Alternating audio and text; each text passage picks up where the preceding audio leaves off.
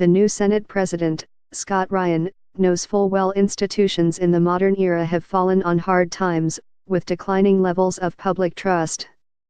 But if politics is the art of compromise, of synthesis between competing ideas, trust is what the process requires. I've always thought that trust was important to compromise, Ryan says. Ryan left a frontbench role in the Turnbull government last week to take up the Senate presidency, which was vacated suddenly by Stephen Perry, who ran into problems with a dual citizenship.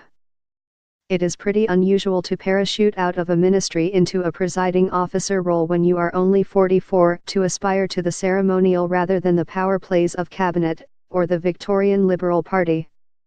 Ryan is very much a political animal, and an obsessive about his vocation, although he does not conduct himself with the tribal thuggishness characteristic of the political age. But Ryan tells Guardian Australia's Politics Live podcast he was not fleeing stress or disappointment of one kind or another, he just wanted the job. He insists he was not, as some commentators speculated, deserting Malcolm Turnbull's sinking ship, or motivated to take a less punishing role for health reasons, after a bout of serious illness earlier in the year. If you believed everything you read about yourself in politics, you'd be a very depressed person, the Senate president says. Ryan says he wanted the job because, as a former student and teacher of politics, he has always valued the concept of independent parliamentary checks, and he is a believer in the value of institutions, including one of the most powerful upper houses in the democratic world. He says he has always been a champion of his chamber, the Senate, and colleagues encouraged him to step forward when Perry created a problem with his sudden departure. I thought this was something I could do well. Coming back to trust, Ryan says Parliament is fundamentally a mechanism to resolve societal conflict, and institutions work better when the inhabitants have a basic level of trust in one another.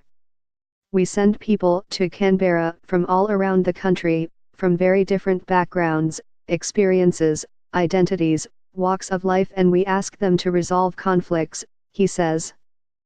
Ryan says he does not have a magic formula that will restore trust in the parliamentary precinct, either between the inhabitants or between politicians and the frustrated public, but he knows that's the bedrock. He knows he needs to be trusted in his new role.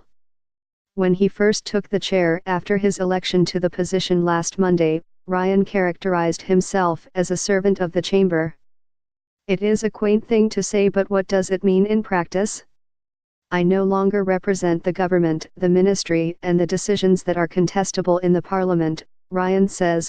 I represent 76 senators and the institution of the Senate. By being their servant, I am effectively the mouthpiece of the chamber. Is he ready to take off his partisan hat? Absolutely, he says.